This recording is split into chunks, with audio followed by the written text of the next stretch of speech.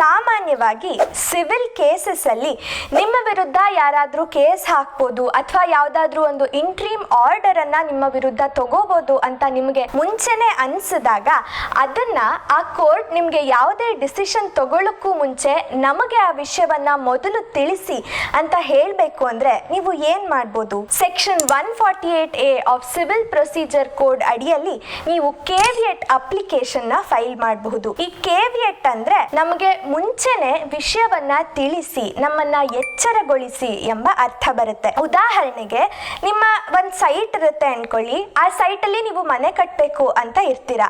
ಆದ್ರೆ ನಿಮ್ಮ ಎದುರಾಳಿ ಅಥವಾ ನಿಮ್ಗೆ ಯಾರೋ ಆಗದೆ ಇದ್ದವರು ಅದು ನಮ್ಮ ಸೈಟು ಅಂತ ಯಾವ್ದಾದ್ರು ಫಾಲ್ಸ್ ಡಾಕ್ಯುಮೆಂಟ್ಸ್ ನ ಪ್ರೊಡ್ಯೂಸ್ ಮಾಡಿ ಅವರು ಅಲ್ಲಿ ಕಟ್ಬೋದು ಅಥವಾ ನಿಮ್ಮ ಕನ್ಸ್ಟ್ರಕ್ಷನ್ ಗೆ ಯಾವ್ದಾದ್ರು ಸ್ಟೇ ಅನ್ನ ತರಬಹುದು ಅಂತ ನಿಮಗೆ ಮುಂಚೆನೆ ಅನ್ಸಿದ್ರೆ ಅಂತಹ ಸಂದರ್ಭದಲ್ಲಿ ನೀವು ಕೋರ್ಟ್ ಅಲ್ಲಿ ಕೇವಿಯಟ್ ಪಿಟಿಷನ್ ನ ಫೈಲ್ ಮಾಡಬಹುದು. ಈ ಕೇವಿಯಟ್ ಪಿಟಿಷನ್ ಗೆ 90 ದಿನಗಳ ವ್ಯಾಲಿಡಿಟಿ ಇರುತ್ತೆ. 90 ದಿನದ ಮೊದಲು ಅವ್ರೇನಾದ್ರೂ ಕೇಸ್ ಅನ್ನ ಫೈಲ್ ಮಾಡಿದ್ರೆ ಆಗ ಕೋರ್ಟ್ ನಿಮಗೆ ಮುಂಚೆ ಒಂದು ನೋಟಿಸ್ ಅನ್ನ ಕಳಿಸಿ ಆ ನಂತರ ಕೇಸ್ ಜೊತೆ ಮುಂದುವರಿಯುತ್ತೆ. ಆದ್ರೆ ನೆನಪಿಡಿ, ಈ ಕೇವಿಯಟ್ ಪಿಟಿಷನ್ ನ ಯಾವ್ದಾದ್ರು ಸ್ಪೆಷಲ್ ಸರ್ಕಮ್ಸ್ಟೆನ್ಸಸ್ ಅಲ್ಲಿ ಅಥವಾ ಕ್ರಿಮಿನಲ್ ಕೇಸಸ್ ಗಳಲ್ಲಿ ಈ ಕೇವಿಯಟ್ ಪಿಟಿಷನ್ ನ ನೀವು ಅಪ್ಲೈ ಮಾಡಕ್ಕಾಗಲ್ಲ. ಇವತ್ತೇನೋ ಹೊಸ ವಿಷಯ ತಿಳ್ಕೊಂಡ್ರಿ ಅಂತ ಭಾವಿಸ್ತೀನಿ.